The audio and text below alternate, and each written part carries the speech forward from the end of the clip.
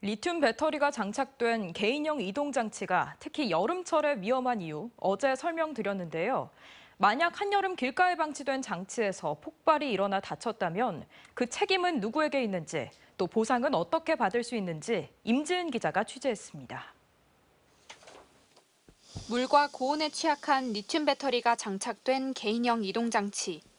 아스팔트 같은 뜨거운 바닥에 오랜 시간 있거나 홍수로 물에 잠기게 되면 폭발 위험이 더 커집니다.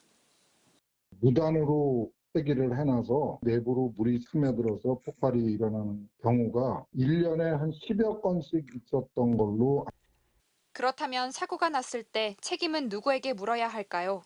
보통 충전 시 자주 발생하는 개인형 이동장치 폭발 사고의 손해배상 책임은 제품 자체의 결함, 안전수칙 준수 여부 등을 고려해 제조사와 소비자가 각각 지게 됩니다. 하지만 여름철 폭우, 폭염에 무단으로 방치돼 사고가 났을 경우는 입증이 쉽지 않습니다. 고온과 물에 의한 발화인지를 국립과학수사연구원과 같은 전문기관 감정을 통해 정확히 가려내야 하고, 이런 환경에서 길거리에 내버려둔 지자체와 대여사업자 등의 관리 소홀 문제도 따져야 하기 때문입니다.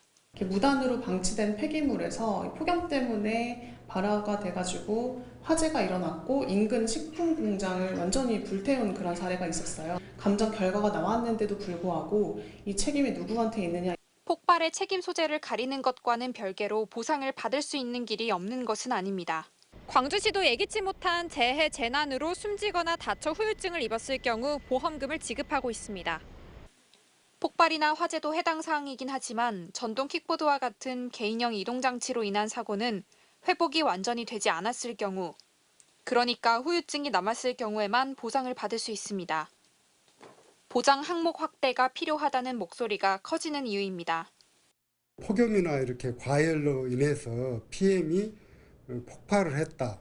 사망은 2천만 원까지, 후유 장애는 그 정도에 따라서 1천만 원까지 그 보상이. 최근 5년 동안 개인형 이동장치 폭발 사고는 모두 551건, 이 중 3명이 숨지고 69명이 다쳤습니다. 새로운 교통수단으로 빠르게 자리 잡고 있는 개인형 이동장치. 보상 제도의 사각지대도 속도감 있게 좁혀져야겠습니다. MBC 뉴스 임지은입니다. 언제 어디서나 내 손 안의 뉴스. 광주 MBC 뉴스 유튜브 구독으로 함께하세요.